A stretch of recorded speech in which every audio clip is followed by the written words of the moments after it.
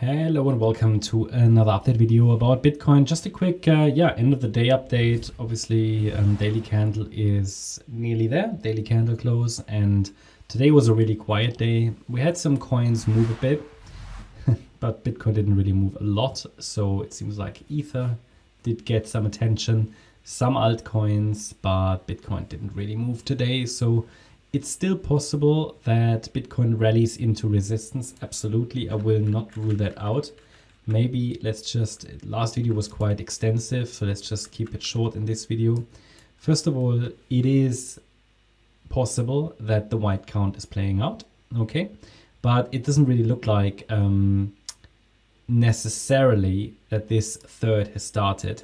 It could have, but if really white is playing out, what I find a little bit more probable is that maybe the third is not started yet and that this is a wave 2 in a running flat. Just sharing some thoughts, obviously, and if that's the case, it's actually quite bearish, but it's not confirmed, obviously. But if there is a running flat in a wave 2, then this B wave was so bearish that it did overshoot to the downside.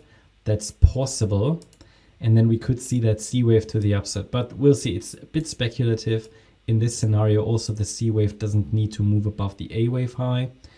So essentially what that means is if we now move a little higher, we could still break down as long as we stay below resistance, because such a wave 2 should normally not break above the 78.6 retracement.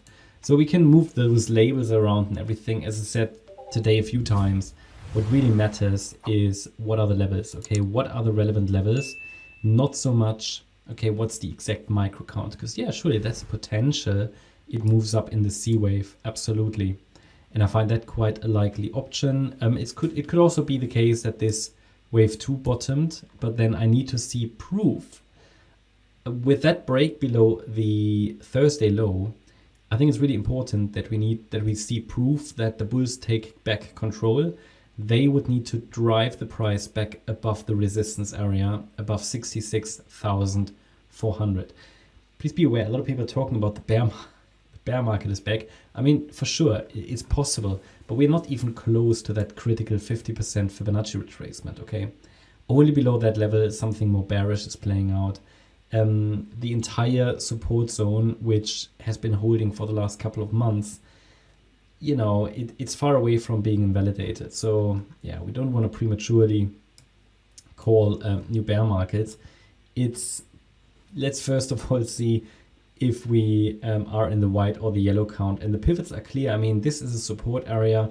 As long as this support zone is holding between 61.2k and 64.3, it's possible that we are in the yellow count, all right? And that's what the support zone is for.